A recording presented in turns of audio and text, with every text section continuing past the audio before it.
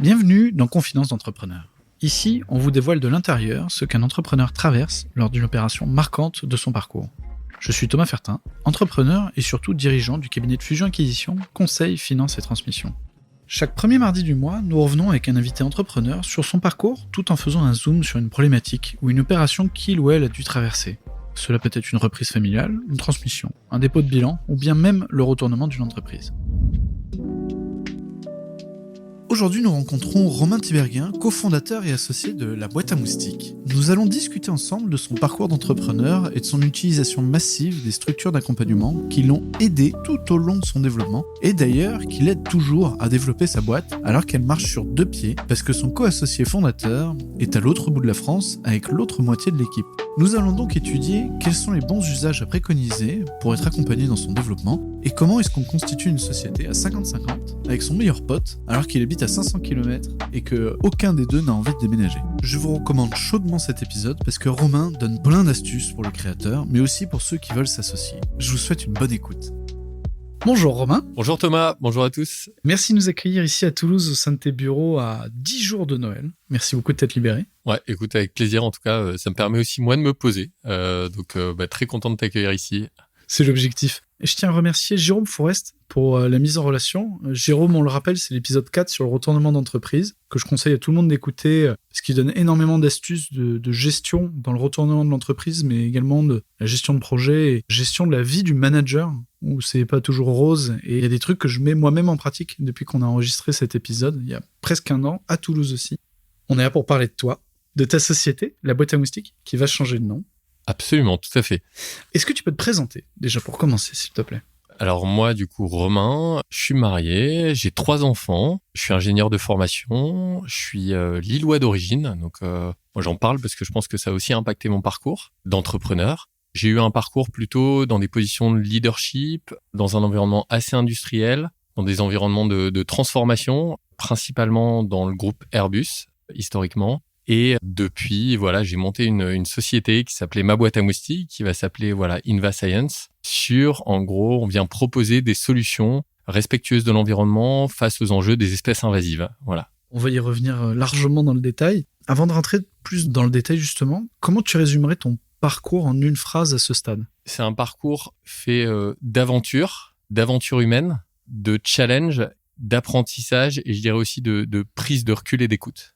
Pas mal, j'aime bien. Ça fait beaucoup de choses en une phrase, mais je pense en tout cas c'est ce qui me vient là instantanément quand on en parle. Et à tes enfants, donc tu as 3 enfants, comment tu leur présentes ? Qu'est-ce qu'il fait papa ? Alors avant c'était hyper simple parce que je disais papa il fait des fusées ou papa il fabrique des avions. C'est chic. Maintenant je leur dis, mais ils le savent très bien parce qu'ils sont aussi embêtés, papa il fabrique des pièges à moustiques. Pas mal. Peut-être le seul point commun, c'est en effet que ça vole. Voilà, c'est très différent, sinon, en tout cas. Alors, j'allais y venir parce que tu dis qu'il n'y a rien en commun. Tu as un profil ingénieur, tu viens d'une boîte d'aéro, donc il y a quand même de la technicité, pour le coup. D'ailleurs, ça me fait penser, Pascal Rouex, qui est l'épisode 10 de notre podcast Confidence d'entrepreneur, était lui aussi ingénieur du monde de l'aéro. Alors lui, il a repris une entreprise, mais toi, tu as créé. Et c'est de ça dont on va parler, c'est de la création d'entreprise et également de l'accompagnement de toutes les cellules, organismes qui existent autour du créateur d'entreprise, de l'entrepreneur d'ailleurs. Tu as commencé ta carrière dans l'aéro. Quand on a préparé cet entretien, tu m'as dit, alors, c'est une énorme boîte dans laquelle tu étais, et malgré tout, tu t'es senti l'âme du développement en intrapreneuriat, donc l'entrepreneuriat au sein même d'une entreprise. Est-ce que tu peux nous développer un petit peu ton parcours justement au sein de ce groupe et comment tu en es arrivé à te dire finalement je veux me lancer ? Ouais, alors moi j'étais un passionné enfant. J'habitais près d'un aérodrome, les avions me fascinaient. J'avais aussi l'envie de découvrir une entreprise en fait, d'abord par l'humain et par le terrain. Donc c'est pour ça que j'ai démarré en production dans un environnement industriel. Et j'ai travaillé dans un environnement fascinant, c'est-à-dire dans l'Ouest parisien, chez Airbus Defence and Space, qui est devenu en effet Ariane Group aujourd'hui. Et là-bas, en effet, j'ai eu très vite pas mal de responsabilités. D'abord en charge du contrôle qualité d'une unité mécanique, puis ensuite je suis passé dans une unité composite où j'étais responsable de prod. Mais c'était une entité où on livrait en fait des produits un peu partout dans le monde, à haute technicité, et je me suis absolument régalé. Et j'avais finalement pas mal d'autonomie, de capacité à faire bouger les choses avec une équipe et du coup le sentiment d'être déjà une forme d'intrapreneur. Et je suis arrivé ensuite à Toulouse sur la partie commerciale, du coup, au bord de cette très belle usine de Saint-Éloi chez Airbus, où finalement, c'était pareil. Je me suis rendu compte que ce que j'appréciais, moi, c'était l'aventure, c'était de faire bouger les lignes avec une équipe et avec une capacité aussi à moi me mettre dans des situations d'inconfort, en tout cas, pour aller chercher, pour apprendre et en tout cas me faire bouger, me mettre en mouvement. Et du coup, chez Airbus, j'étais en charge de m'occuper de la montée cadence, du ramp-up, du 320, le fameux single aisle, ce qu'on appelle le monocouloir, la 3 places. Et moi, je m'occupais en effet de la partie industrielle du mât de réacteur, donc d'une partie de l'avion. Et c'était vrai que c'était un formidable challenge industriel où il fallait changer pas mal de choses, faire évoluer pas mal de choses en embarquant une équipe assez large. Et du coup, cette dimension d'intrapreneur où on vient écrire une histoire qui n'existe pas encore, où il va falloir embarquer un collectif, embarquer des partenaires industriels, embarquer des clients, c'est quelque chose que j'utilise énormément aujourd'hui, cette expérience-là. Et aussi sur la compréhension de finalement qui j'étais au tout début de ma carrière et qui finalement j'étais après cette première expérience dans le spatial. Et après cette deuxième expérience dans l'aéro côté commercial m'a beaucoup permis d'évoluer personnellement et d'en faire quelque chose aujourd'hui en tant qu'entrepreneur maintenant chez ma boîte à musique, maintenant Inva Science. Et qu'est-ce qui t'a conduit à finalement prendre du risque et à quitter Airbus alors que tu étais quand même à un poste à responsabilité avec, j'imagine, un bon salaire, des projets intéressants? C'est l'idée que tu as eue, c'est l'idée de travailler en solo sur ton propre projet? Comment t'es passé de directeur projet, on va dire, enfin c'est pas le bon terme j'imagine, mais à je m'en vais et je vais créer ma boîte? Alors je pense en tout cas, pour moi, j'avais ça dans mon ADN. Je pense que moi, j'étais en tout cas impacté par, forcément de manière positive, mais mon enfance, je suis né à Lille, dans une famille d'industriels, avec des entrepreneurs, mes grands-parents, mes parents, mon père notamment. Et du coup, c'est quelque chose que je ressentais avoir en moi. Et du coup, que j'ai d'ailleurs pu développer d'abord chez Airbus. Mais quand je me suis arrêté, notamment à la fin de mon expérience dans le spatial, je me suis dit, attends, Romain, qu'est-ce que tu veux vraiment? Et à chaque fois, je revenais sur la dimension, en effet, de porter un projet avec une équipe, une aventure, prendre du risque. Enfin, c'est ce qui me fait lever le matin, en tout cas. Et j'ai pu développer ça chez Airbus, mais très vite, en tout cas, chez Airbus, je me suis rendu compte, en tout cas, que j'ai développé cette dimension, en effet, d'intrapreneuriat. Et après, l'entrepreneuriat, ça m'est tombé dessus. Mais assez naturellement, c'est-à-dire, c'est d'abord une balade dans les Pyrénées avec un très bon pote. Et on se retrouve dans la même bagnole au retour. Nos femmes sont finalement dans leur voiture aussi de leur côté. Et là, on écrit un début de cette histoire de ma boîte à musique, moi en partageant finalement le fléau du moustique tigre dans l'environnement toulousain où je venais de déménager. Et lui, avec son expertise dans le biogaz qui venait de chez Air Liquide, on se dit mais attends, il y a quelque chose à faire. Et au début, c'était une blague. Et finalement, de cette blague est né un projet. Et en fait, on s'est rendu compte qu'on apprenait énormément parce qu'on a commencé à se retrouver tous les midis, juste à la pause café pendant nos vacances, pour se dire, attends, mais est-ce qu'on pourrait faire ça? Est-ce qu'on pourrait faire ça? On a commencé à créer un prototype, finalement, dans notre garage. À un moment donné, ce prototype, moi, je l'ai mis chez moi, puis derrière chez des amis qui m'ont dit, attends, Romain, je veux le garder. Et puis derrière, qui nous ont dit, mais il faut créer quelque chose. Donc, on a une forme de prise de conscience à ce moment-là, de se dire, attendez, il y a peut-être quelque chose à faire. Et il y a un peu le sentiment de l'imposteur, au début, quand on crée aussi un produit. Et ensuite, on s'arrête avec Guillaume et on se dit, waouh, en fait, il y a quelque chose. On se rend compte qu'à titre personnel, on est en train d'apprendre beaucoup de choses et très rapidement sur nous-mêmes, avec une vraie volonté d'entreprendre. Est-ce qu'on va plus loin ou pas? Et là, on s'est dit tous les deux, pourquoi pas aller plus loin, mais on s'entoure. Et ça a été vraiment un moment clé à deux. On s'entoure et on s'entoure d'abord pour se dire comment on va se poser à deux en termes d'association, parce que on est d'abord des potes et des très bons potes. C'est quand même mon témoin de mariage. Et donc, on se pose ici avec nos femmes, parce que Guillaume est aussi marié à des enfants, et du coup, on a un enjeu de protéger aussi la relation qu'on avait ensemble. Et du coup, très vite, on s'est entouré. On a rencontré un mec super qui s'appelle Philippe Jobert. Donc, on a cherché dans nos réseaux d'écoles, etc. Donc, il a un incubateur dans le Gers. Et c'est une personne, en tout cas, qui tout de suite nous a posé les bonnes questions. Nous, on était prêts à l'écouter. Ouais, pardon, je te laisse réagir, Thomas. Non. Parce que là, je suis parti. Je vais plus m'arrêter. T'es parti comme un V2, comme on va dire. T'es parti un peu vite. On va y revenir. Ouais, bien sûr. On va y revenir sur le Gers. Mais au début, lui aussi, il est dans la même boîte que toi ou il est toujours chez Air Liquide au moment où vous commencez à avoir cette idée, etc. Non, lui, moi, je suis chez Airbus. Lui, chez Air Liquide. Moi, je suis à Toulouse, lui à Grenoble. Donc, vraiment rien à voir. On se retrouve juste dans les Pyrénées parce qu'on est bons potes. Ouais. Ok. Et donc, le projet commence, on va dire, c'est un side project. J'aime pas trop les anglicismes, mais voilà. C'est un projet à côté. Vous le développez, donc vous avez ce premier prototype que tu testes, etc., etc. Déjà avec une idée de se dire, on va le vendre et on va en faire quelque chose? Au début, je pense qu'il y a forcément une petite flamme en nous, une lumière en tout cas, où on se dit, attendez, il y a peut-être quelque chose à faire. Mais au début, c'est d'abord, moi, à titre perso, pour mon confort. Et parce que voilà, j'aime bien aussi toucher des mains le produit, j'aime bien développer. Et je pense qu'avec Guillaume, on peut faire quelque chose. Mais vite, on se rend compte qu'il y a un gros potentiel. Mais tu avais déjà créé quelque chose de tes mains, un peu en mode je retrouve tout, ou c'était la première fois? Non, c'était vraiment la première fois. Par contre, j'avais des discussions avec des réseaux d'amis, etc., assez proches, qui étaient aussi dans une phase où qui avaient eu diverses expériences et qui étaient dans une phase où ils cherchaient à entreprendre, à reprendre. Et donc j'avais quand même déjà allumé pas mal de lumière, en tout cas en moi, je pense. Et j'étais finalement, je pense, prêt en termes de maturité pour pouvoir lancer un projet en tant qu'entrepreneur. J'avais été aussi sur un sujet avec mon père qui m'avait proposé de reprendre la boîte familiale et sur lequel je m'étais dit non, pas encore, parce que c'est pas forcément ce que je recherchais à ce moment-là. Ouais. Tu me tentes beaucoup trop de branches. Mais d'après toi, est-ce qu'il y a un moment où on est prêt? Est-ce qu'il faut être prêt dans sa tête ou est-ce qu'il faut être prêt dans son organisation pour entreprendre? Parce que tu vois, moi, j'ai plein de gens autour de moi qui me disent ouais, j'aimerais bien entreprendre, mais on a un enfant à bas âge, ou on a envie d'avoir un enfant, ou il faudrait qu'on déménage, etc., etc. Et en gros, ils pensent être prêts dans leur tête et peut-être qu'ils se trouvent des excuses. Toi, ta famille, tes enfants étaient petits, etc., etc. Qu'est-ce qui fait que tu t'es dit, allez, cette fois-ci, les planètes sont alignées, c'est parti? Alors, je pense qu'il n'y a pas une histoire, mais il y a des histoires. Il y a en effet une notion de quand même bien se connaître. Et après, il y aura une dimension aussi de... On peut se cacher parfois, mais à un moment donné, il faudra plonger. Il y a une dimension aussi de risque. Quel niveau de risque on est prêt à prendre ou pas. Moi, je suis capable de prendre des beaux risques, mais je suis aussi vraiment en gestion derrière. Donc, en fait, par responsabilité pour ma famille, etc. Et j'ai été aussi, derrière moi, bien accompagné par ma femme, qui m'a dit à un moment donné, on n'a qu'une vie, fonce. Donc, je pense qu'il y a tout un écosystème qui fait que vous, en interne, vous allez être relativement mûr pour lancer un projet. Mais derrière, attention, ça va se mûrir au fur et à mesure. Et il faut que votre écosystème, il puisse vous suivre et que vous soyez prêt aussi, à un moment donné, à avoir des vraies portes qui se ferment et quand même à les ouvrir. Et donc, ça se décrète pas. Je pense que ça se découvre. Il y en a qui vont le découvrir au bout d'une, 2, 3 expériences. Il y en a qui vont jamais le découvrir, même s'ils vont avoir l'intention. Il y en a qui vont beaucoup en parler. Il y en a qui vont le faire, ouais.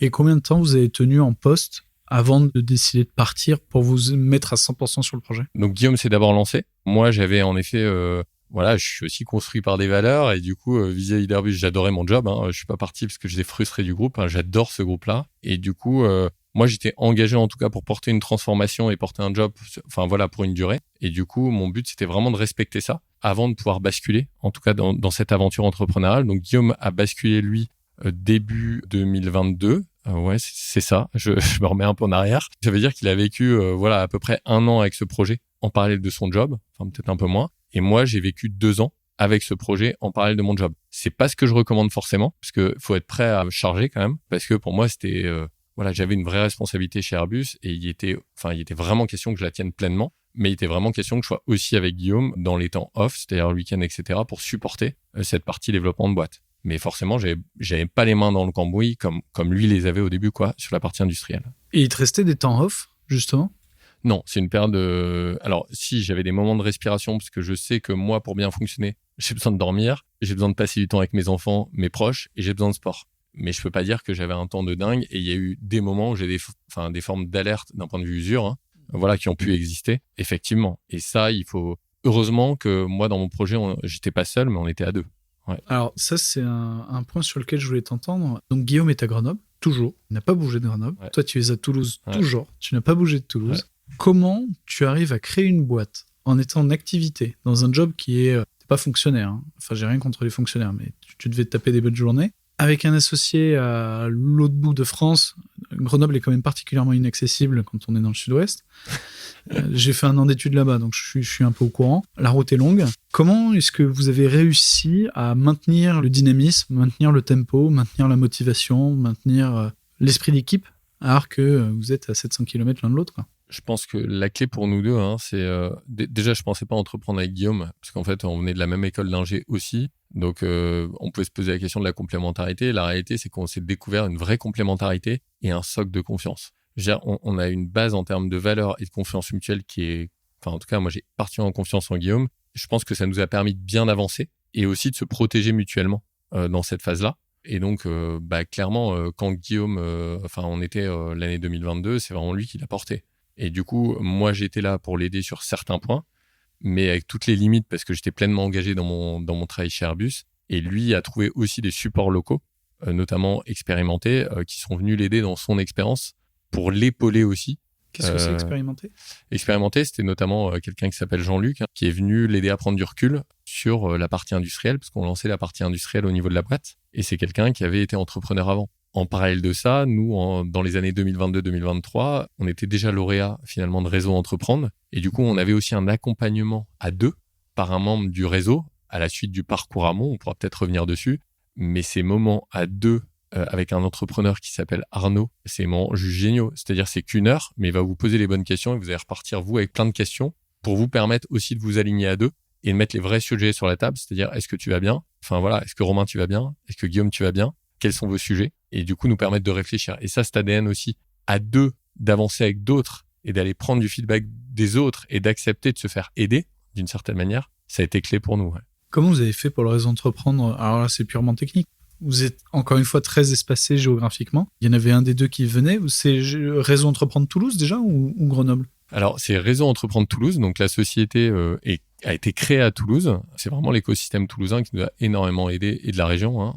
Et du coup, au tout début, on est passé en effet par Réseau Entreprendre, Occitanie-Garonne, et Guillaume se déplaçait, où on a eu des moments aussi en visio. Mais en tout cas, on a pitché ensemble au tout début, on a fait tout notre parcours amont aussi ensemble, mais là, c'était à distance, ça se faisait bien au téléphone. C'est vrai qu'on a appris aussi à travailler à distance, ce qui est aujourd'hui une force dans la boîte, quoi. Voilà. Alors, on va le préciser aussi, mais la boîte aujourd'hui marche sur 2 jambes. Tu as des bureaux à Toulouse, là où nous sommes là ce matin, et tu as également des bureaux à Grenoble, donc tu as 2 équipes finalement. Ouais, alors je dirais que oui, on a 2 équipes, mais la boîte, c'est pas juste Grenoble-Toulouse, c'est finalement une entreprise que j'appellerais étendue. C'est-à-dire qu'on a plein de partenaires industriels, on a plein de partenaires distributeurs, on a plein de partenaires de recherche, et la boîte, elle doit savoir travailler à distance et créer un vrai sentiment d'appartenance. Et aujourd'hui, c'est une vraie force pour nous que d'avoir ces 2 bureaux, parce qu'on est bien implanté localement, mais surtout, on a fait en sorte que nos équipes arrivent à travailler ensemble, aussi à distance, et du coup arrivent à travailler avec les partenaires. Et ça, c'est aujourd'hui vraiment une force, alors que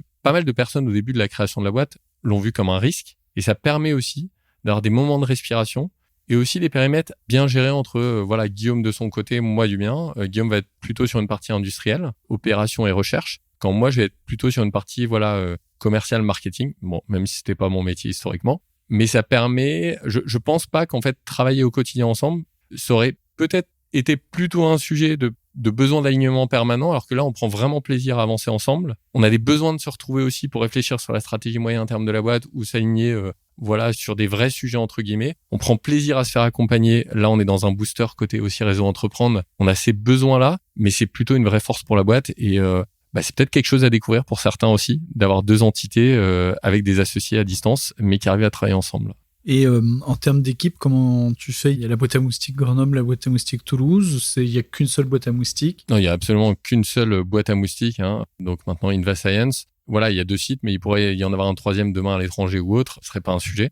On va avoir une organisation, évidemment, aujourd'hui, qui va être plutôt centrée sur le commercial, le marketing, la partie un peu service client et pour partie R&D, sur Toulouse. Quand la partie, opération, maîtrise de toute la partie supply chain, etc. et la partie R&D aussi labo va être sur Grenoble. Mais je dirais qu'aujourd'hui, quelqu'un de notre équipe dit je suis à Grenoble, je veux basculer à Toulouse, il y a aucun problème et vice versa. Et ça, c'est plutôt une force.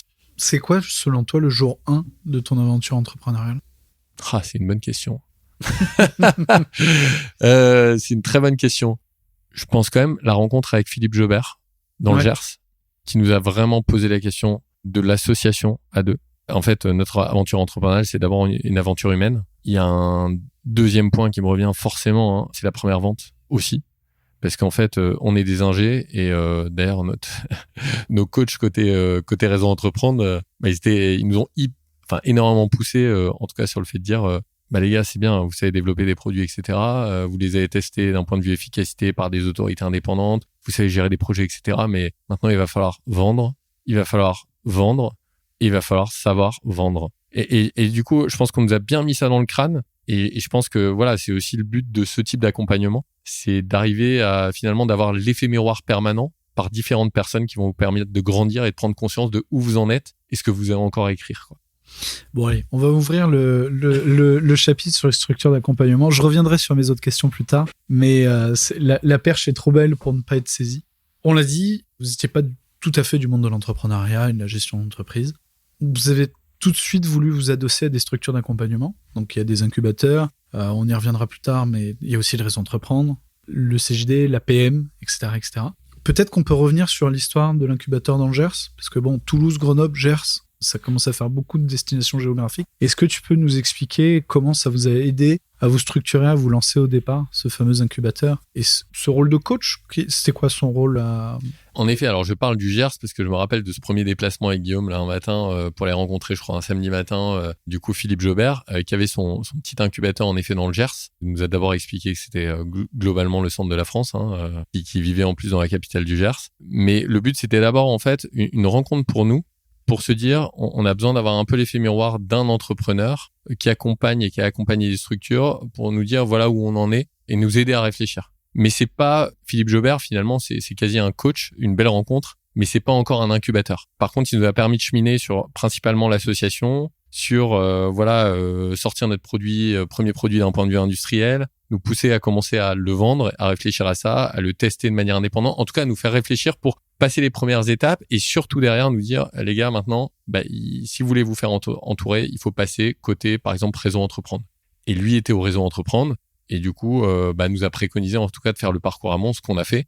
Et derrière, ça nous a permis en effet d'avoir encore plus d'écho sur notre projet dans le parcours Amont. Et derrière, le parcours lauréat, c'est à la fois un parcours avec des entrepreneurs qui sont en train de vivre une histoire différente, mais sur plein d'aspects similaires à ce que tu vis en tant qu'entrepreneur. Et en plus, une phase de 2 ans où vous avez un entrepreneur qui a vécu plein d'expériences avant vous et qui va vous aider, pas à trouver les solutions, mais à vous poser des questions et souvent les bonnes, et qui vont être très pertinentes par rapport à où vous en êtes, et en même temps avec beaucoup de bienveillance. Parce que parfois, quand vous êtes un peu plus dans le dur, il va savoir aussi trouver les mots, en tout cas donner de l'énergie, mais il va aussi savoir mettre des vrais sujets sur la table pour nous permettre d'avancer. Nous, c'était Arnaud Lecoeur, notamment, qui nous a permis d'avancer. D'ailleurs, merci à lui, parce que cette phase-là, elle était précieuse. Ouais.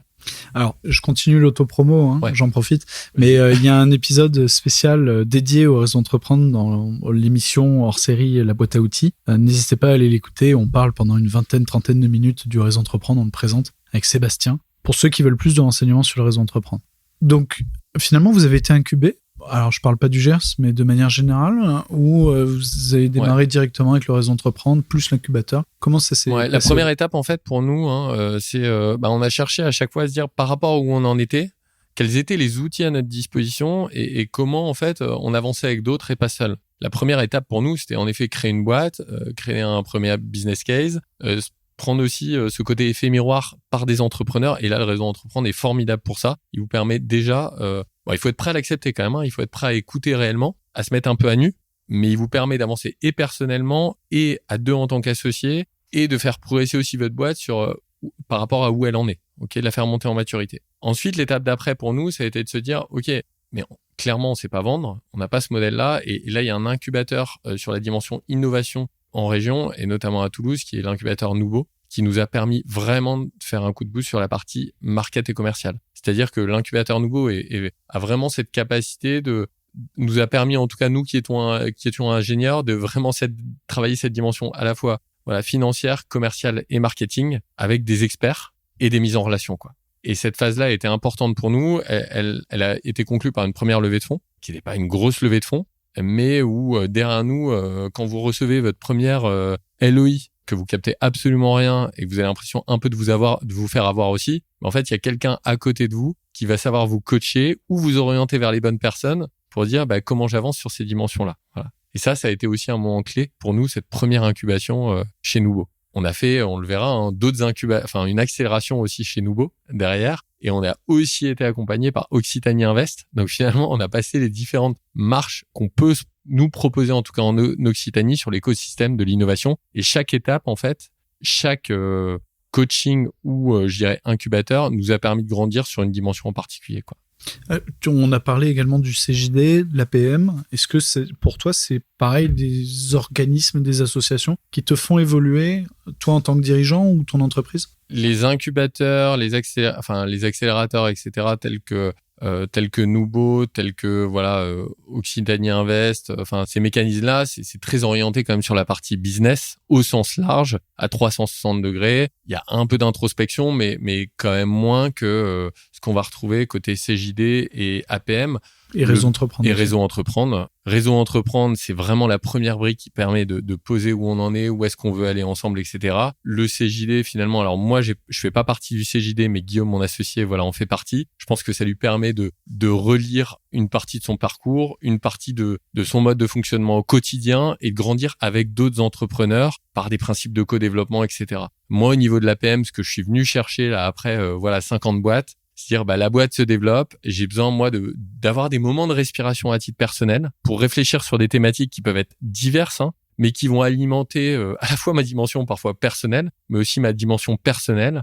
Typiquement, on va avoir des experts sur la dimension parfois géopolitique, mais qui peuvent influencer, en fait, le monde dans l'entreprise. Mais on va voir aussi des experts sur des dimensions très personnelles liées à la psychologie qui permet une introspection assez profonde, du coup, sur notre vie personnelle et professionnelle. Quand on a préparé cette interview, tu m'as dit, et ça m'intéresse, c'est pour ça que je vais te citer, quand on a une idée ou un nouveau business pour l'entreprise, la première question qu'on se pose, c'est qui on va aller voir pour discuter du sujet.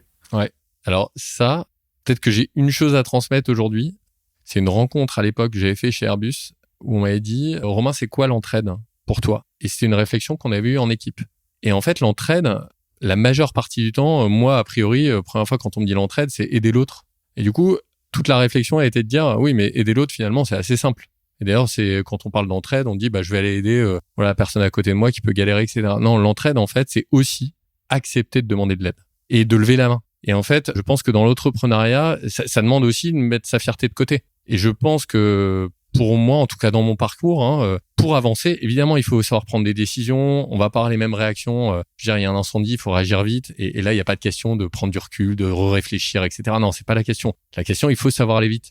Mais il y a des moments où on va réfléchir sur la stratégie de la boîte ou sur des métiers qu'on ne maîtrise pas. Par exemple, moi, le commercial, je ne maîtrise pas bien. Comment je vais structurer ma partie commerciale? Il faut que je puisse m'entourer. Il faut que je puisse aussi accepter de dire, là, je suis embuté et peut-être que je suis pas la bonne personne pour réfléchir seul là-dessus. Et du coup, avec Guillaume, je pense qu'on a vraiment cette capacité, d'aller très vite sur certains sujets, mais aussi, on a appris, je pense, à écouter et à dire qu'on avait besoin de ça pour avancer. Ce qui fait que là, par exemple, on est maintenant dans le booster de Réseau Entreprendre. Beaucoup nous auraient dit, attendez, pourquoi vous avez besoin de ça? Vous êtes fait accompagner par finalement Réseau Entreprendre, puis Créalia le fonds d'amorçage, puis Nubo, puis etc. Non, à ce moment de la vie de la boîte, on est sur un vrai projet de croissance où on va encore découvrir de nouvelles étapes qu'on ne connaît pas. Et en fait, c'est comment on nous aide à finalement voir ces étapes et à réfléchir sur ces étapes-là qui vont nous arriver dans la gueule, en collectif, ou en tout cas nous amener le côté effet miroir. Parce que tous les jours, en tant qu'entrepreneur, quand vous êtes salarié, finalement, vous avez des petites perturbations, vous apprenez à les gérer, elles sont de plus en plus grosses, etc. Quand vous êtes entrepreneur, franchement, d'un point de vue émotionnel, vous pouvez monter hyper haut, mais descendre très bas et en 24 heures, quoi. Et donc ça, c'est toujours bien de pouvoir relire ces expériences avec d'autres, quoi. Tu penses que c'est se protéger que de ne pas accepter de se faire secouer? Enfin, tu vois, par exemple, quand tu es très haut et très bas, finalement, tu peux arriver à atteindre une certaine stabilité si tu te fais pas challenger. Tu vois ce que je veux dire? Il y en a qui, pour s'auto-protéger, faut accepter d'aider, mais de se faire aider. Il y a quand même plein de gens qui ne veulent pas se faire aider. En tous les cas, qui, pour s'auto-protéger, alors c'est pas sous le bon angle, je pense, mais ne souhaitent pas justement se faire challenger. Je veux pas être donneur de leçons, moi, en tout cas là-dessus, parce que je pense que chacun aussi a son propre besoin. Je pense que c'est une vraie erreur de se dire j'avance seul. Et encore plus, j'avance seul quand ça va bien. Quand ça va bien, c'est aussi le bon moment pour justement aller prendre de l'accompagnement à droite, à gauche, s'entourer pour des phases plus complexes, parce que dans les phases plus complexes, c'est encore plus dur d'aller demander de l'aide, quoi. Et donc, moi, je suis convaincu que pour une boîte vive bien et puisse écrire ses prochaines étapes, il faut que l'entrepreneur, il soit pas seul et qu'il puisse réellement s'entourer dans des véritables cercles de confiance, mais ça veut dire qu'il doit avoir la capacité de lever la main, et ça, je pense que c'est le plus dur. Par exemple, tu vois, ton changement de nom, la boîte à moustiques, c'est facilement identifiable. Ouais. C'est marqué dessus. Donc, c'est facile de comprendre ce que vous faites. Je suis conseil finance et transmission. Je suis de la même équipe. Là, vous changez pour un nom un peu plus technique. C'est pour des vertus d'export. Mais tu vois, par exemple, est-ce que tu as challengé le changement de nom auprès des différents organismes avec lesquels tu travailles aujourd'hui? Ouais. Absolument. Alors, ça veut pas dire qu'à un moment donné, tu vas avoir différents avis. Et d'ailleurs, il faut accepter aussi la contradiction. Et il faut aussi savoir à un moment donné, je disais tout à l'heure, décider. Enfin, il faut que tu saches décider en tant qu'entrepreneur. Ça veut pas dire, attendez, on se pose 20 000 questions, on n'avance pas. C'est sur un nom de marque, ça a été franchement des gros sujets pour nous parce que avec pas mal d'avis et parfois des avis divergents. Et à un moment donné, tu arrives en te disant, j'ai pris différents avis et là, il faut que je tranche et que j'avance. Ouais, tout à fait. Finalement, c'est un conseil d'administration externalisé, quoi. Oui, c'est une bonne question pour nous parce que aujourd'hui, au niveau de la boîte, on a aussi un board. Du coup, on a différents investisseurs parce qu'on a fait 2 levées de fonds. Donc, une première, avec un investisseur, à succès dans le vélo électrique notamment. Qui avait à partager en tout cas son expérience industrielle. Et là, en fait, la boîte est à l'équilibre, mais décide d'investir fort en R&D, quasiment 1 million d'euros sur 3 ans. Et du coup, pour faire effet de levier dans cette phase-là, on a décidé de faire une seconde levée de fonds. Aujourd'hui, je dirais qu'on a un board d'investisseurs. Notre enjeu aujourd'hui, c'est comment on fait passer ce board d'investisseurs à un comité stratégique. Et est-ce que finalement, je pense que la bonne réflexion pour nous, c'est est-ce que les deux, c'est la même chose? Est-ce que la boîte doit évoluer là-dessus et le booster de Réseau Entreprendre est notamment là pour nous donner ce côté effet miroir et nous faire grandir sur ces dimensions-là. Voilà. Ça va être un sujet intéressant d'arriver à les faire évoluer comme ça. Ouais, c'est des sujets intéressants et j'ai pas encore la clé. Avec Guillaume, on n'a pas encore la clé. Et d'ailleurs, dedans, évidemment, on est décisionnaire à la fin, mais c'est aussi quelque chose sur lequel on doit avancer pour aller chercher de l'efficacité, où nous, on doit grandir, c'est-à-dire, est-ce que notre mode de fonctionnement avec le board est le bon? Je pense qu'on a déjà pas mal de chemin, nous, à faire avant de dire on écrit la prochaine page.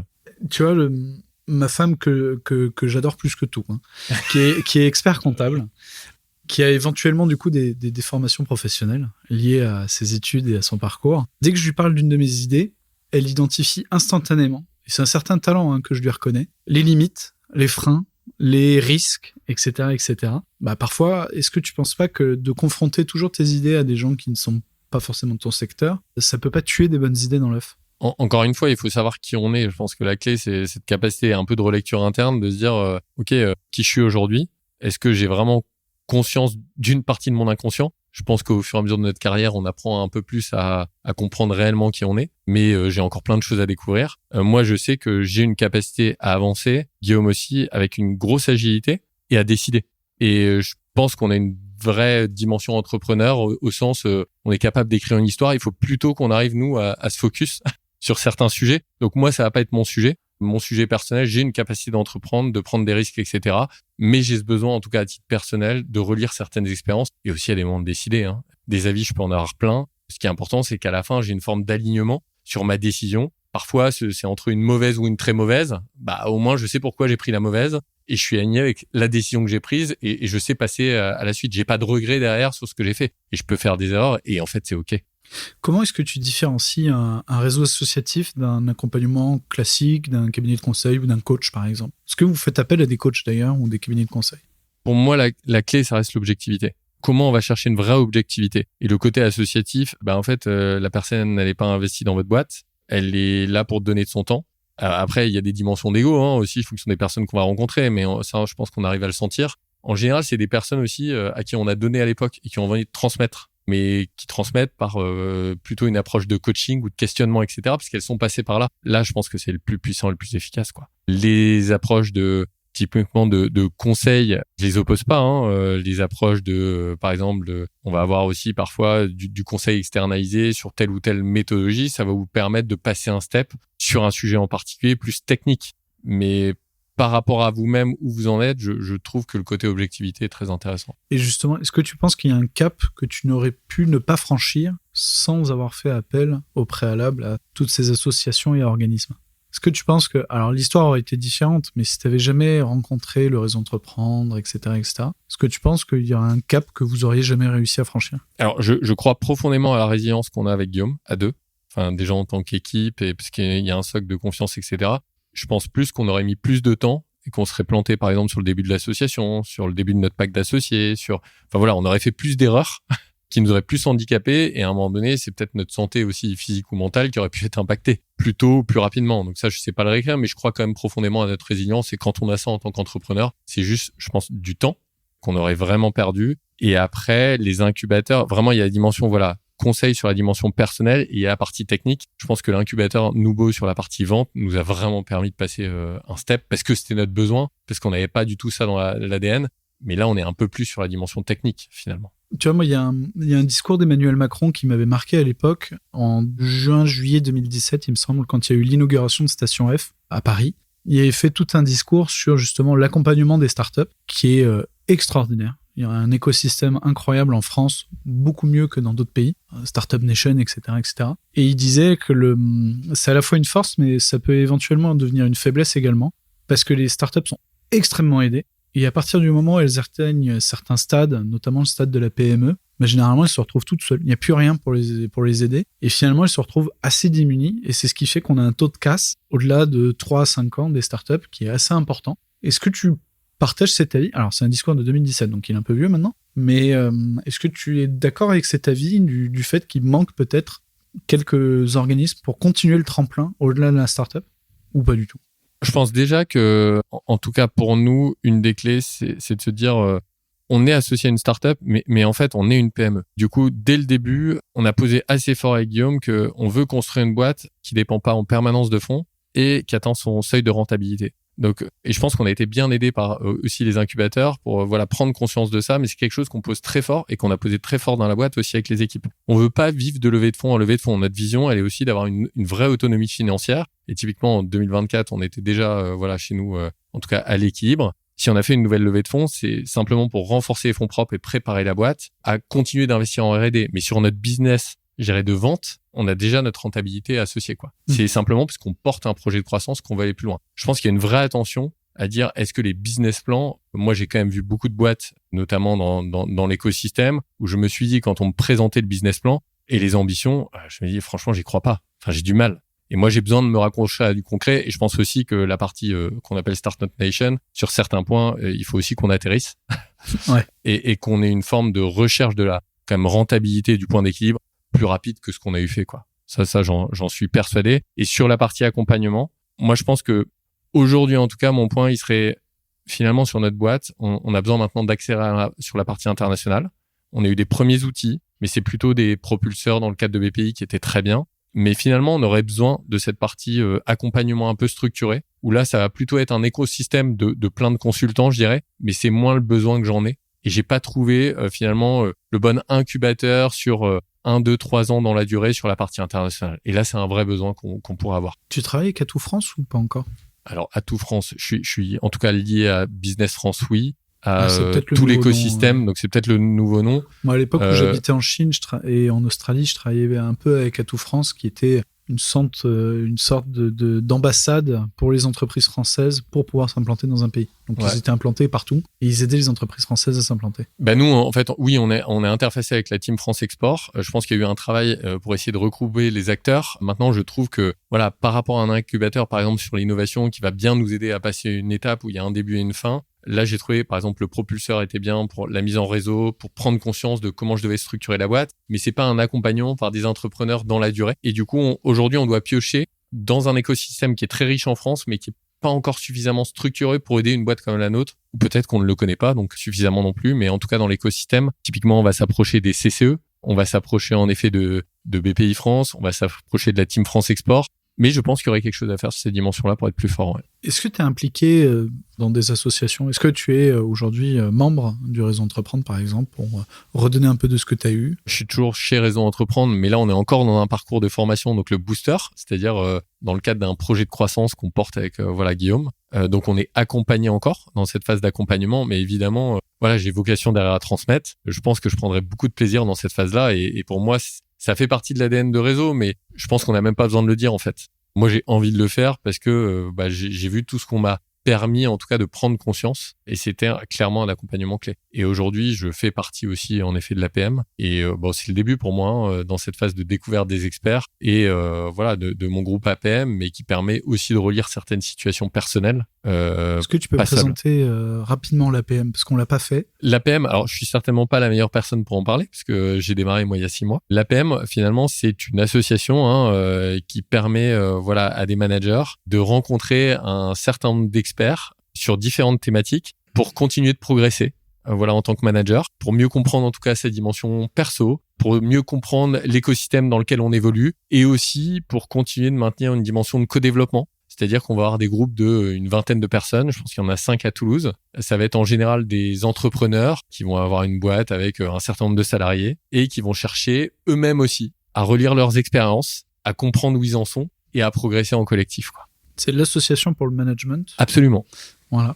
Et moi, j'avais recommandé à l'époque, quand mon père était encore en activité, d'y adhérer. Et je l'ai poussé, et il m'a amplement remercié en me disant que c'était génial. Il y a des formateurs de très très haut niveau et je pense que tous les mois, tu apprends un truc qui te fait évoluer et avancer. Exactement. Par exemple, des sujets, là, moi, je sors d'une session, en fait, où c'est de la peur au courage. Voilà. En fait, avec quoi on va sortir cette dimension-là, mais on va aller chercher en fait des sujets un peu profonds, mais qui peuvent impacter notre dimension et professionnelle et notre dimension personnelle naturellement, quoi. Je ferai un épisode spécial sur la PMA. Ça marche. Je ferai un épisode spécial. Il y a plein de personnes, à mon avis, géniales à rencontrer sur ce sujet. Ouais. Pour revenir un peu plus sur vous en êtes à quelle phase de votre développement ? Donc là, vous investissez 1 million d'euros sur de la R&D. Vous commencez à partir à l'étranger, à l'export. Vous en êtes où ?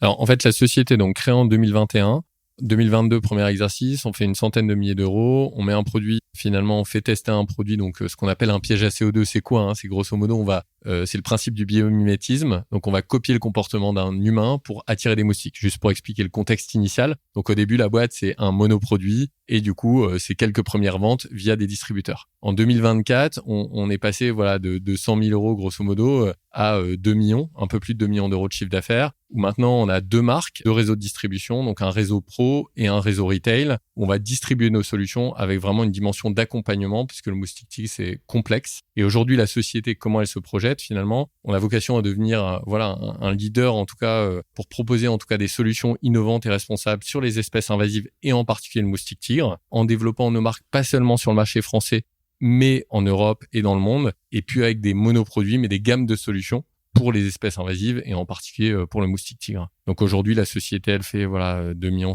de chiffre d'affaires. Elle se développe fort et les priorités à l'étranger, c'est la Suisse, l'Italie, l'Espagne, mais d'abord les pays européens ensuite, quoi. Voilà. Mmh. Pour vous deux qui veniez du monde de l'industrie à faire du B2B, enfin oui, techniquement un avion tu le vends à une compagnie, est-ce que c'est pas très compliqué de passer à un produit quasi de grande distribution, de grande consommation en B2C ?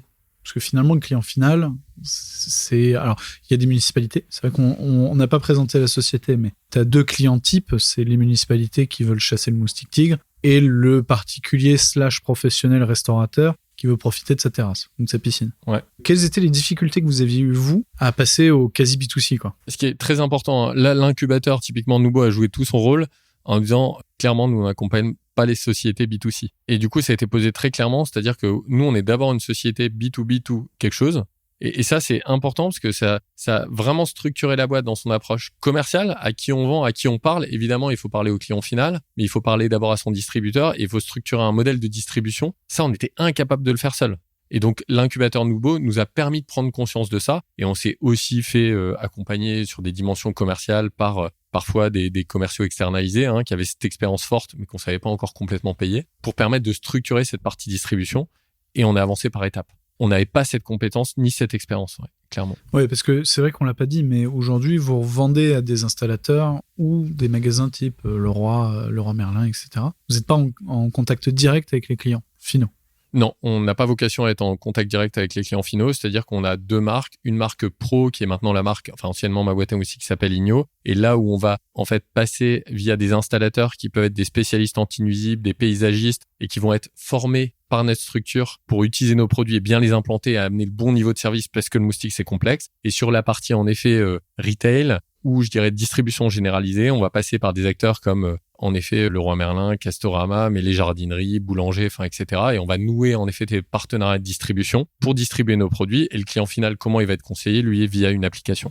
Et comment tu te découvres le marché de la grande consommation, parce qu'il s'agit de ça quand même, passer d'un produit purement industriel à un produit avec un utilisateur final, de nombreux utilisateurs finaux. Alors je pense que dans la société elle avance, on apprend au fur et à mesure. Au début, on était un petit peu en contact avec les clients finaux naturellement, ensuite on est passé par distributeur et ensuite on s'est bien posé aussi en relisant ce qu'on était en train de vivre avec d'autres et on s'est dit quel est le cœur de la boîte. Je pense que la clé c'est ça et le cœur de la boîte pour nous, c'est la recherche, c'est le développement produit. c'est du coup l'innovation, ce qu'on va amener comme solution sur le marché demain. C'est l'accompagnement, le service client, entre guillemets, l'accompagnement de nos partenaires. Donc en fait, référencer en direct avec un acteur comme Leroy Merlin et savoir animer ce type de point de vente, ça, on sait pas faire. Et du coup, une des clés, c'est les partenariats. Et donc, on a noué notamment dans l'univers du retail, sur le marché français, par exemple, pour la partie plutôt jardinerie et la partie, en effet, GSB, donc grande surface de bricolage, on a noué un partenariat avec Evergreen Garden Care qui référence notre produit et eux, leur métier, c'est justement finalement de référencer dans cet univers de la grande distribution. Donc, en fait, la clé dans notre développement et dans notre scale-up là, c'est aussi de se poser la question, qu'est-ce qui a de la valeur en interne et qu'est-ce qui est vraiment notre métier? Et ce sur quoi, en fait, c'est moins notre valeur et comment, du coup, on noue les bons partenariats pour qu'on puisse être à succès sur ce métier-là. Est-ce qu'aujourd'hui, vous avez internalisé la ligne de prod ou vous sous-traitez? Au tout début, c'est pareil, hein, je l'ai dit du coup juste avant en disant Thomas, tu as vu, j'ai pas cité la notion de production comme étant cœur dans la boîte. C'est vrai qu'aujourd'hui, la boîte, c'est quand même 90% de cadre dans les profils. Ce qui est clé, c'est la recherche, le développement, l'industrialisation, la mise en série. Historiquement, tous nos produits étaient assemblés dans notre atelier. Maintenant, vu qu'on accélère fortement, notre métier, c'est en effet d'industrialiser, de mettre en série, de maîtriser le niveau de qualité et de s'appuyer sur des partenaires industriels. Pour les produits à valeur ajoutée, on passe en France, donc on les fait monter en puissance, on double source, et ça, c'est aussi notre expérience industrielle qui permet de le faire. Parce que dans une scale-up, ok, il y a la dimension innovation, il y a la partie partenariat commercial, mais la partie industrielle, c'est un véritable enjeu dans notre métier. Ouais. Qu'est-ce qui te passionne le plus aujourd'hui dans ton métier? Alors moi, ce que j'adore, depuis le début, hein, c'est finalement le côté, hein, ce qui me fait lever le matin. Hein. D'ailleurs, j'ai pas de problème pour me lever le matin. J'ai toujours plaisir à venir au boulot. Mais ça va être en fait de vivre une aventure avec des véritables challenges, avec une équipe. Et l'équipe, c'est pas juste la boîte, c'est l'ensemble des partenaires à la fois de recherche industrielle, mais aussi nos partenaires distributeurs. Ça, c'est une formidable aventure française qu'on est en train d'écrire. Et je veux dire, quand on se dit, tiens, c'est cool, tiens, c'est un ESAT, celui de Tiver en Occitanie, en Lozère, qui fabrique notamment le piège. Bon, malheureusement, les auditeurs peuvent pas le voir, mais le piège qui est derrière nous, qui est fait dans une tôlerie à cet endroit-là, c'est fantastique. Il est fabriqué aussi par un industriel français à Agen, et qu'on arrive à embarquer tous ces partenaires autour de nous. C'est vrai que c'est hyper chouette parce qu'on peut écrire des belles histoires en effet entrepreneuriales encore en France. Ouais. T'as toujours voulu entreprendre, tu penses? C'est depuis tout petit? Alors tout petit, c'est pas le moustique qui vole, c'est l'avion qui vole. Hein, donc c'est la passion d'abord pour les avions et l'aéro. Par contre, avec une vraie dimension déjà de comprendre l'entreprise par le terrain. Donc je pense que j'avais, je me suis pas dit tiens en école d'ingé, tiens il y a une dimension entrepreneuriale, je vais lancer ma boîte et j'y vais tout de suite. Non, ça c'était pas mon sujet. Mon sujet, vraiment, j'étais très attiré par l'aéronautique. Mais dans tout ce que j'ai appliqué, j'ai vraiment développé, on l'a évoqué, la dimension de l'intrapreneuriat. C'est comment, avec une équipe, porter un projet. Voilà, cool, mais en effet aussi très challenging pour arriver à écrire une histoire ensemble, quoi.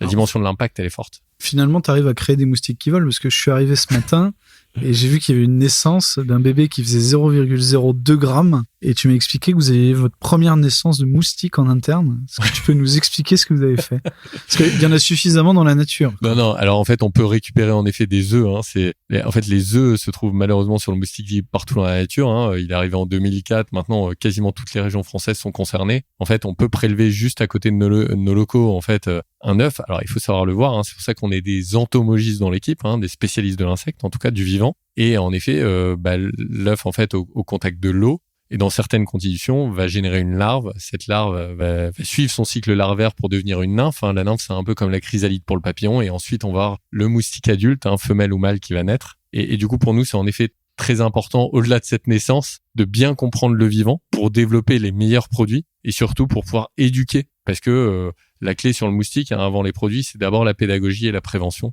Et du coup, pour nous, on se sent responsable d'être le vecteur de cette dimension-là pour qu'on puisse lutter tous ensemble avec des solutions plus responsables. Parce que on n'en a pas parlé, mais ton 1 million d'euros de développement de R&D, il est sur quel sujet? C'est sur la capture, la prévention, Alors, on investit beaucoup de champs. On investit des champs sur la dimension d'efficacité, c'est-à-dire que nos pièges vont permettre d'abaisser le niveau de pression, d'à peu près, on dit 70% dans un rayon de 10 mètres, 10 à 15 mètres. Donc, forcément, on voit aussi que on va être encore, quand on était piqué une dizaine de fois, si le produit est bien positionné, on va être piqué encore 3 3 fois. Donc, ça veut dire qu'il y a un potentiel d'innovation qui existe derrière. Donc, et après, ça peut être aussi au niveau de l'usage, mais forcément, il y a des dimensions confidentielles Bien entendu. associées à ces développements. Ce qui est sûr, c'est qu'on a un écosystème de partenaires qui travaillent avec nous. Et nous, on va être un architecte. On va nouer des partenariats, comme on le faisait chez Airbus, avec plein de partenaires français pour arriver à amener des solutions innovantes et de rupture sur le marché en France et à l'étranger demain.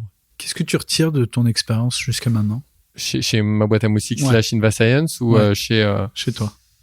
Pour moi, à titre personnel, c'est d'abord un véritable épanouissement personnel. Quand j'étais chez Airbus sur une dimension opération, mon enjeu, c'était vraiment de découvrir ce que je valais aussi dans d'autres environnements, sortir de ma zone de confort et toute la partie finalement très orientée commerciale, finance, juridique, gestion d'une entreprise, etc. C'était quand même assez éloigné et ça m'a permis de me reconnecter vraiment avec le terrain, la réalité des chiffres et aussi toute la difficulté que représente la trésor, le cash, etc. Mais aussi de découvrir une dimension juridique dans des univers complètement différents. On parlait de la grande distribution, où on va nouer des contrats de partenariat, etc. Pour moi, ça a été un apprentissage sur plein de dimensions d'un point de vue technique et gestion d'une entreprise, mais aussi sur moi en tant que personne, de quoi j'avais vraiment besoin, qu'est-ce qui était mon fuel. Je pense que j'ai encore plus de conviction aujourd'hui sur ce qui m'alimente, ce qui me permet d'avancer. Et en effet, je sais que voilà, mon socle, ma famille, un certain nombre de basiques sont clés pour que je puisse être bien. Et ensuite, là, j'ai une forme de liberté, même si on n'est jamais vraiment libre quand on est entrepreneur, faut être très clair, mais qui me permet de découvrir plein de choses. Là, on rentre dans la partie internationale, c'est fascinant parce qu'on se prend des murs, mais on voit aussi des belles choses. Et du coup, je pense que là, je suis dans une phase où je peux réussir à exprimer mon plein potentiel. Le point de vigilance, c'est arriver à bien me connaître pour aussi comprendre mes limites et m'entourer pour réussir à passer les prochains steps. Ouais. C'est quoi ton plus gros succès? C'est l'association avec Guillaume. Parce qu'en fait, on est d'abord amis, on est d'abord très potes aussi en tant que famille, et du coup, on a dit il faut absolument qu'on préserve ça et qu'on trouve une forme d'équilibre et d'épanouissement tous les deux. Et aujourd'hui, j'ai beaucoup de chance en tout cas d'avancer avec lui en tant que personne, mais surtout, je trouve que notre manière d'avancer, elle est très puissante et efficace. Ouais. Et du coup, je peux avancer sereinement, en tout cas avec quelqu'un comme Guillaume. Ouais. Quel est le conseil que tu donnerais à quelqu'un qui se lance dans l'entrepreneuriat? Ce serait tout de suite s'entourer et pas hésiter à s'exposer parfois à des critiques, s'exposer à d'autres avis et en tout cas vraiment les écouter. Alors on n'arrivera pas à tout écouter, mais je pense qu'avec son expérience, avec nos expériences en tant qu'entrepreneur, si on est capable de se regarder dans le miroir, je pense qu'on peut aller très loin. Et qu'est-ce que tu dis à ceux qui ont peur de la copie? Ça veut dire quoi? Tu exposes une idée et il y a plein de gens qui se disent mais mon idée est tellement géniale que forcément on va me copier et donc je vais me faire avoir et on va me voler mon idée.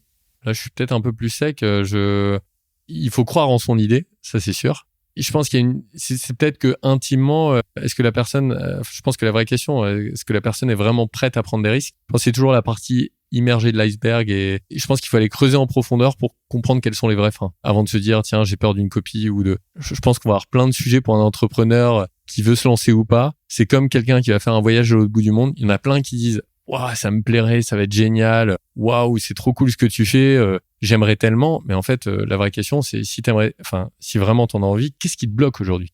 Qu'est-ce qui te bloque pour le faire, quoi? Vas-y, fonce. Mais je pense qu'un des enjeux, c'est de bien se connaître. Ouais. Alors, tu vois, moi, la semaine dernière, je devais faire un podcast avec un confrère qui a lui aussi un podcast. Et on devait faire un podcast croisé. Bon, finalement, ça s'est transformé en je suis intervenu dans son podcast, qui est un M&A Insider. C'est Valentin qui gère ça. Et c'est les bonnes pratiques du monde de la transaction d'entreprise. Donc, je suis rentré au bureau le lendemain. Et donc, j'ai dit à mon équipe, voilà, finalement, j'ai participé, etc. Ah, mais est-ce que tu as donné nos astuces, nos bonnes idées? Parce que c'est ça le sujet. On fait tous le même métier, mais on le fait tous d'une manière un peu différente. Et tu vois, moi, ma théorie, pour avoir été prof en école de commerce pendant longtemps, tu donnes une idée de business. Moi, je demandais à mes élèves de faire un business plan et un pitch sur une idée. Alors, ça pouvait être les chaussettes chauffantes. Enfin, tu vois, c'était une idée que j'avais généralement la veille, etc. Tu te rends compte que tu donnes la même idée à un groupe de 10-15 personnes, tu vas avoir 10-15 business différents, avec des business models différents, avec une idée de marché différente, etc., etc. C'est pour ça que moi, je conseille toujours de discuter, de parler de ces idées, de les confronter, parce que de toute façon, si quelqu'un veut piquer ton idée, il fera quelque chose de différent. On a Fabienne Delahaye, qui est la créatrice du Salon du Made in France, un autre podcast, le 11e, je crois. J'ai entendu, en effet. Fabienne, elle dit, il y a des choses qui sont dans l'air. Alors elle le schématise avec tu donnes un prénom à un de tes enfants qui est hyper original et en fait t'en as 3 dans la classe. Je sais pas pourquoi, mais voilà, c'est comme ça. Tu vois, t'as les boîtes de crowdfunding en 2012, 2013, 2015, il y en avait une tous les 2 jours qui poussait. Alors aujourd'hui, il y en a un certain nombre qui vont un peu mal. T'en as un certain nombre qui sont en train d'exploser en ce moment. Je pense à Enerfip notamment, qui vient d'annoncer un double rachat, notamment d'une boîte en Hollande. Ils avaient tous la même idée à la base, c'était collecter des fonds via Internet, faire un système de tontine numérique. Et voilà, et en fait aujourd'hui chacun a sa boîte et sa stratégie et son machin. Alors que l'idée de base est la même. Non, mais ça fait écho parce que je pense que souvent on a la question aussi, voilà, c'est quoi la concurrence sur votre marché ? Enfin, forcément, le moustique, c'est une vraie préoccupation. À l'époque, voilà, on pouvait pulvériser assez basiquement. Maintenant, on cherche des solutions plus responsables. Et en fait, la concurrence a aussi du bon. Hein. Attention, il faut pas la voir comme un frein. La clé, c'est de bien comprendre sa différenciation et surtout d'innover pour amener de la valeur sur le marché, quoi. Et mais il y a beaucoup de place, il y a un marché important en tout cas. La clé, c'est de bien faire les choses, quoi. Est-ce que tu pourrais reprendre un job salarié une fois dans ta vie ? Alors, je pense que je suis un peu un profil atypique. En fait, j'ai pas de... Certains me disent, mais t'es parti parce que tu n'aimais plus. Non, enfin, moi, je fais pas partie de ces gens-là. Mais en même temps, je l'ai pas refait. Mais j'ai une dimension... Je pense que la clé, c'est la liberté que je vais retrouver dans le job et ma capacité, mon champ d'action, en fait.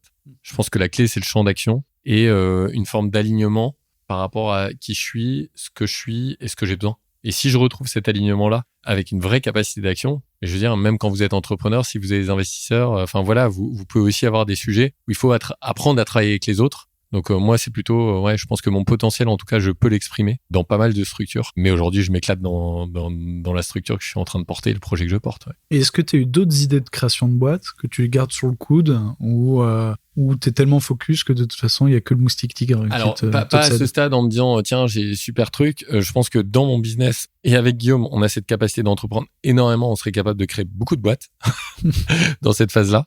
Par contre, très souvent, avec des amis entrepreneurs, etc., tiens, il y a un sujet qui arrive, on se dit, ah, mais là, il y a quelque chose à faire.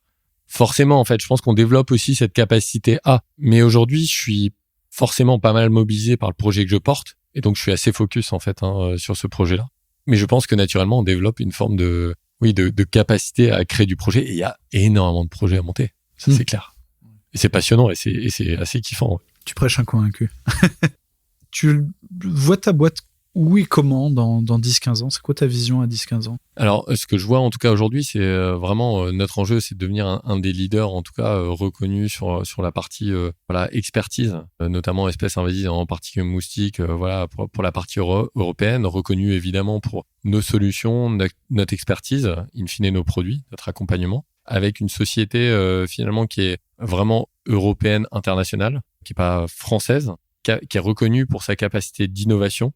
Qui va faire émerger de nouvelles solutions pour le marché, pour le bien du grand public, pour le bien des professionnels, sur un marché en plus où on touche la santé publique et qui fait une dizaine de millions d'euros et avec une véritable rentabilité qui ne dépend pas en permanence de levée de fonds. Ouais.